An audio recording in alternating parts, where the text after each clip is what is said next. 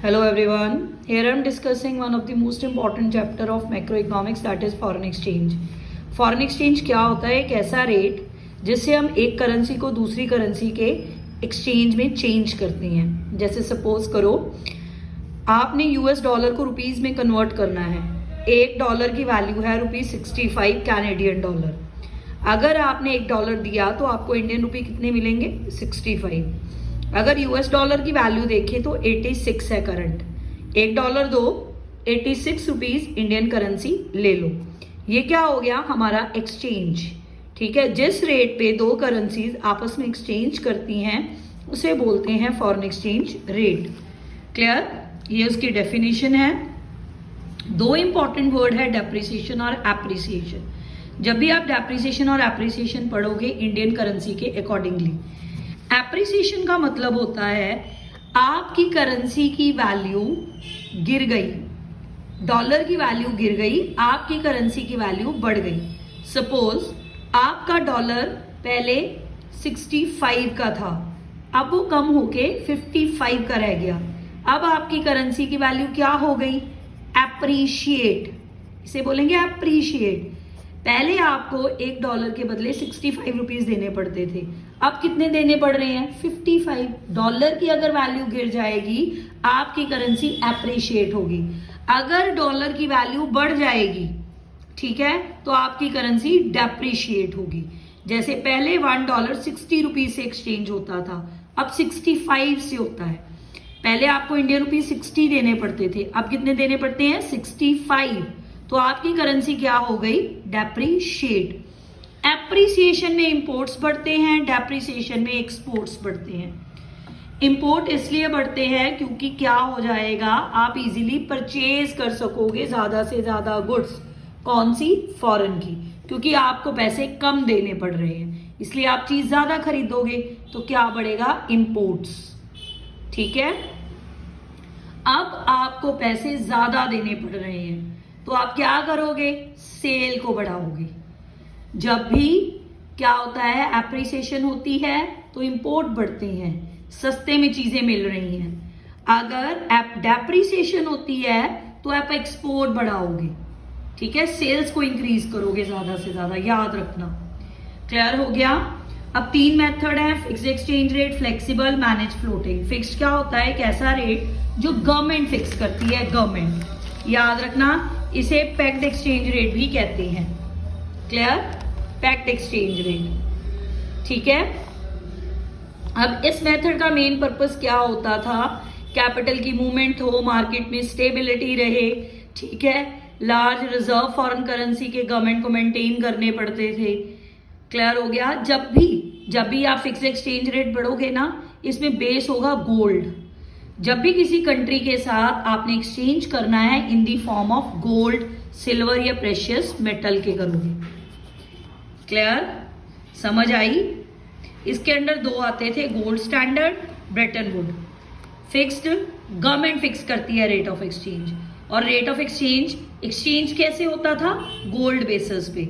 अब गोल्ड के दो मेथड हैं: gold standard system, Brayton would. Gold तो नाम से ही क्लियर है, एक्सचेंज के लिए आपको गोल्ड निकालना पड़ेगा, गोल्ड के साथ आप एक्सचेंज करोगे. यहाँ पे पैरिटी वैल्यू होती थी. जैसे मैं आपको एग्जांपल देके समझाती हूँ. जैसे आपने यूएस से कोई $5 5 पौंड की कोई चीज खरीदी, ठीक है, उसकी वैल्यू है 2 ग्राम्स गोल्ड. अगर आपने 5 पौंड की कोई चीज खरीदी है ब्रिटेन से, तो आपको कितने ग्राम गोल्ड देना पड़ेगा? 2 ग्राम्स. जैसे ये भी देखो, UK pound 4 grams of gold की. जब भी कंट्रीज का एक्सचेंज होता था किस फॉर्म में होता था? गोल्ड फॉर्म में. ये 1870 और 1914 के बीच चलता था सिस्टम. इसके बाद आया ब्रेटन वुड. इसमें थोड़ी सी एडजस्टमेंट हुई. ठीक है, क्लियर है? थोड़ी सी एडजस्टमेंट हुई. एक इंटरनेशनल मॉनेटरी फंड सिस्टम और इंस्टीट्यूशन कंसिडरेशन में आई जिसने इसमें एडजस्टमेंट करी. करेंसी, सारी करेंसीज को हमने वन करेंसी में मर्ज कर दिया, यूएस डॉलर. और उसका हमने क्या फिक्स करा? Parity value. जैसे ये पहले पौंड था, अब यूएस डॉलर जैसे 2 ग्राम्स गोल्ड के बराबर हो गया. ये 1944 में प्रिवेल करता था मेथड. नेक्स्ट, ठीक है, मैरिड डीमैरिड्स है. अब ये मेरिट्स डीमेरिट्स हैं इसकी। इन्फ्लेशन पे कंट्रोल था क्योंकि गवर्नमेंट इंटरवेंशन थी, लॉन्ग टर्म पॉलिसीज थी, पर डीमेरिट इसकी सबसे बड़ी थी huge reserve of gold. Clear. Next आता है flexible exchange rate. Flexible exchange rate ने सारी फिक्स एक्सचेंज रेट की प्रॉब्लम्स को ओवरकम किया। इसमें जो भी एक्सचेंज रेट डिसाइडेड होता था according to market forces, that is demand and supply. Clear हो गया। यानी कि रेट के दो ही फंक्शन थे, डिमांड एंड सप्लाई। अब इसमें गोल्ड रिजर्व की जरूरत नहीं थी, कैपिटली इजिली मूव हो जाती थी, पर डीमेरिट थी कि मार्केट में फ्लक्चुएशंस बहुत ज्यादा रहती थी। बाकी ये बेसिक डीमेरिट इसकी फ्लक्चुएशन नहीं है, बाकी इससे इंटर रिलेटेड है। ठीक है,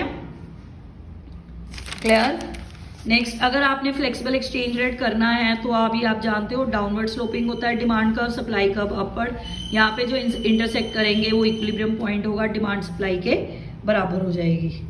क्लियर हो गया। ये डिमांड कर्व, ये सप्लाई जहां पे इंटरसेक्ट करा वो पॉइंट ऑफ इक्विलिब्रियम आ गया। अगर फॉरेन करेंसी की डिमांड बढ़ जाती है तो डिमांड कर्व राइटवर्ड शिफ्ट हो जाएगा। अगर फॉरेन करेंसी की गिर जाती है तो लेफ्टवर्ड। अगर सप्लाई बढ़ती है, ठीक है, कम होती है तो लेफ्टवर्ड। अगर सप्लाई बढ़ती है तो राइटवर्ड। याद रखना, राइटवर्ड शिफ्टिंग मींस इंक्रीज, चाहे डिमांड है चाहे supply. Leftward shifting means decrease in demand, decrease in supply. Clear है। याद रखना, demand curve downward sloping, supply curve upward sloping. Clear हो गया। अब नेक्स्ट होती है फॉरेन एक्सचेंज मार्केट। ये कौन सी मार्केट होती है? जहां पे हम करेंसीज को बेचते और खरीदते हैं। ठीक है, ये तीन इंपॉर्टेंट फंक्शन परफॉर्म करती है, transfer function, credit function, hedging function. Transfer में क्या है, देखो दो कंट्रीज इन्वॉल्व है ट्रांजेक्शन में, credit instrument, telephonic bills of exchange, bank draft के थ्रू। ठीक है, purchasing power between the countries involving in transaction. Transfer मतलब हो गया कि जब भी एक कंट्री से दूसरी कंट्री में अमाउंट ट्रांसफर करना है तो वो कौन सा फंक्शन हो गया? Transfer function. नेक्स्ट है क्रेडिट फंक्शन। अगर आपको ट्रेडिंग के टाइम क्रेडिट पीरियड चाहिए तो वो क्या हो गया? Credit function. क्लियर है। हेजिंग क्या होती है? जब एक्सपोर्टर और इंपोर्टर एक दूसरे के साथ एग्रीमेंट कर लेते हैं कि वो फ्यूचर डेट में करंट प्राइस पे एक्सचेंज रेट ये वाला फॉलो करेंगे तो उसे हेजिंग फंक्शन बोलते हैं। सपोज देखो आज की डेट में आपने डिसीजन लिया पर वह इंप्लीमेंट होना है फ्यूचर में। नवंबर में आपने डिसीजन ले लिया, वो इंप्लीमेंट होना है दिसंबर में। जो नवंबर में रेट चल रहा है दिसंबर में आप उसे ही फॉलो करोगे, चाहे वो रेट बढ़ जाए चाहे कम हो जाए। आपने एक रेट डिसाइड कर लिया है, वो ही फॉलो करोगे, that is your hedging function. Clear. ठीक है। फॉरेन एक्सचेंज में दो तरह की ट्रांजेक्शन आती है, स्पॉट, फॉरवर्ड। स्पॉट ट्रांजेक्शन क्या होती है? इसमें सिर्फ स्पॉट करंट और फॉरवर्ड। ठीक है, फॉरवर्ड फ्यूचर हो गई, स्पॉट मार्केट होती है करंट मार्केट, फॉरवर्ड होती है फ्यूचर ट्रांजेक्शन। स्पॉट मार्केट में क्या होता है? इसमें सिर्फ करंट ट्रांजेक्शन, जो आज की ट्रांजेक्शन है वो रिकॉर्ड करेगा, फ्यूचर की कोई डिलीवरी, कोई फ्यूचर डेट की ट्रांजेक्शन नहीं रिकॉर्ड करेगा। फॉरवर्ड में क्या है? वो ट्रांजेक्शन रिकॉर्ड होती है जिनकी डिलीवरी फ्यूचर में होनी है। ठीक है जी, ठीक है। ये हेजिंग को अलाउ करेगी क्योंकि फ्यूचर पे बेस हो गई। नेक्स्ट होता है मैनेज फ्लोटिंग, इसे डर्टी फ्लोटिंग भी कहते हैं। इसमें फॉरेन एक्सचेंज रेट को कौन डिसाइड करता है? मार्केट फोर्सेस के साथ साथ आरबीआई। आरबीआई भी इंटरवीन करेगा इस रेट को एडजस्ट करने के लिए। इसको तभी बोलते हैं मैनेज फ्लोटिंग रेट। ए फ्लोट का मतलब होता है एक्सचेंज रेट, तो आपको पता ही है फ्लोट, एक्सचेंज रेट। फ्लोट का मीन्स है एक्सचेंज रेट। एक्सचेंज रेट जिसको मैनेज किया जाए according to market forces by RBI is known as manage floating. ठीक है, ये फिक्स्ड और फ्लेक्सिबल का मिक्सचर है, सेंट्रल गवर्नमेंट की इंटरवेंशन है, रिसोर्सेज वही मेंटेन करता है। डर्टी फ्लोटिंग इसलिए कहते हैं क्योंकि मैन्युपुलेशन होती है according to the demand and supply of the market by RBI. Clear है। ठीक है, ये इसकी एक्सप्लेनेशन है, समझ आ गई। अब नेक्स्ट इंपॉर्टेंट क्वेश्चन है कि हमें फॉरेन एक्सचेंज क्यों डिमांड करते हैं। देखो, अगर आपने कोई इंटरनेशनल लोन को रीपे करना है, इन्वेस्टमेंट करनी है, एसेट्स खरीदनी है, डोनेशंस ग्रांट करनी है, परचेज करनी है, स्पेकुलेशंस करनी है, ठीक है, तो इसके लिए आप क्या करोगे? फॉरेन एक्सचेंज को डिमांड, इन सभी ट्रांजेक्शन्स के लिए। स्पेकुलेटिव क्या होता है? कैसी ट्रेडिंग जैसे आप वेट करोगे कि एक्सचेंज रेट नियर फ्यूचर में इसका रेट बढ़ जाए, आपने आज सस्ते रेटों में खरीद लिया, कल आप इसको महंगे रेटों में बेचोगे, तो वो क्या होगी? Speculation. Supply, sources of supply कहाँ से आता है? एक्सपोर्ट से, loan from rest of the world से, investment from rest of the world से, ग्रांट आएंगी वहां से, नॉन रेजिडेंट भेजते हैं, कोई परचेज करता है हमारे इंडिया में आके, तो ये सारा क्या है? सप्लाई। ठीक है, sources of supply. Clear? Clear हो गया? नेक्स्ट इंपॉर्टेंट है डेप्रिसिएशन और डीवैल्यूएशन। डेप्रिसिएशन का मतलब तो आपको पता ही है, जब मार्केट फोर्सेस के अकॉर्डिंगली आपका एक्सचेंज रेट कम हो जाएगा तो डेप्रिसिएशन है।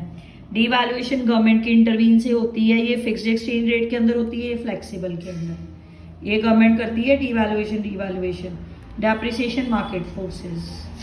क्लियर हो गया? एप्रिसिएशन और डीवैल्यूएशन भी समझ लो, ये फ्लेक्सिबल के अंडर, ये revaluation government, market forces government. ठीक है? Clear? Thank you very much.